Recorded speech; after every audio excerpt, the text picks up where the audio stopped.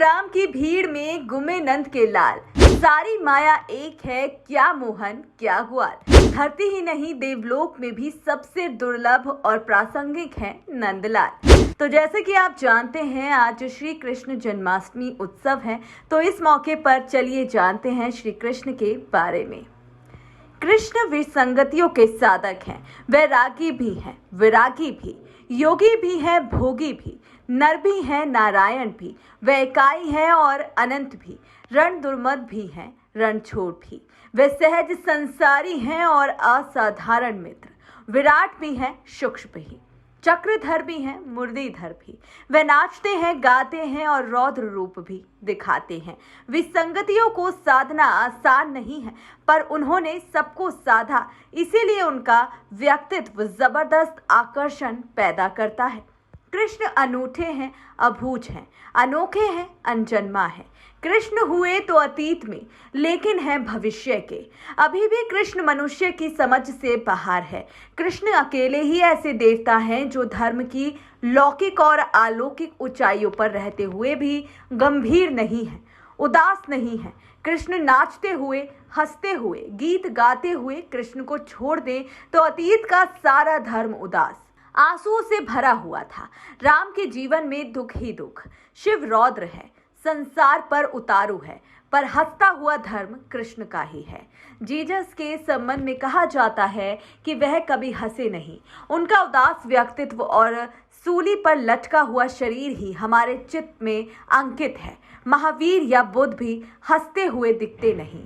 कृष्ण अकेले ही इस जीवन की समग्रता को स्वीकार करते हैं। हालांकि बुद्ध के पास एक विरक्त और आत्मलोकित मुस्कान है, लेकिन वो सांस्कारिक नहीं है, समायोजक और सामाजिक नहीं है। कृष्ण के अधरों पर आखेटित हंसी संवाद करती है, शामिल करती है। कहते हैं कृष्ण देवकी की गोद में आते ही हंसे थे, इसीलिए कृष्ण हंसती हुई मनुष्यता के प्रतिनिधि हैं।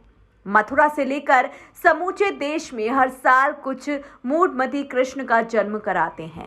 अरे भाई, जन्मदिन जरूर मनाओ, पर जन्म क्यों कराते हो? कृष्ण हर साल कैसे जन्म ले सकते हैं?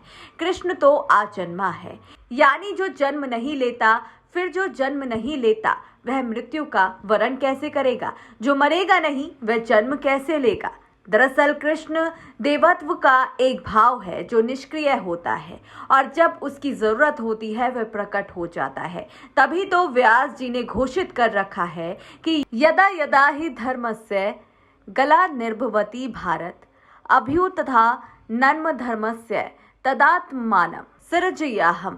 दरअसल कृष्ण शरीर नहीं है, शरीर उसके लिए एक आवरण है।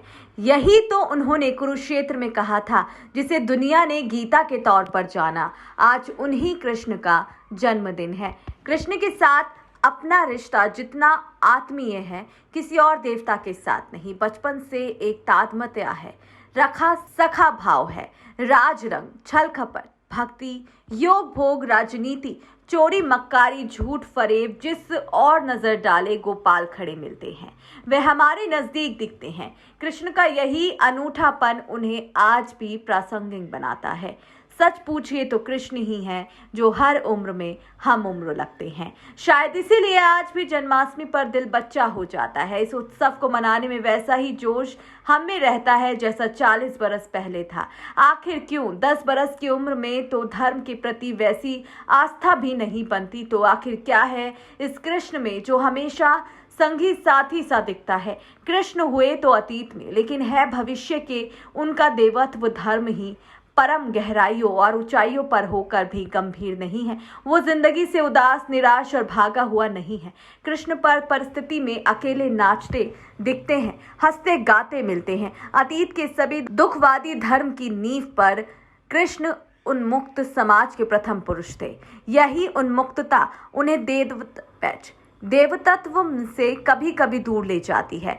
वह कायदे तोड़ते थे, ठीक उसी तरह जैसे सत्ता प्रतिष्ठान बुद्धि के जरिए नियम तोड़ता है, या कोई व्यक्ति सत्ता प्रतिष्ठान की कर्मबद्धता को खंडित कर नई व्यवस्था का रण अंगीकृत करता है। इसीलिए आज भी कृष्ण की निरंतरता है। तो आप क्या कहना चाहेंगे कृष्ण के बारे में ये विचार सुनकर, और आपके क्या विचार हैं श्री कृष्ण जी को लेकर? कमेंट बॉक्स में अपनी राय अवश्य दें।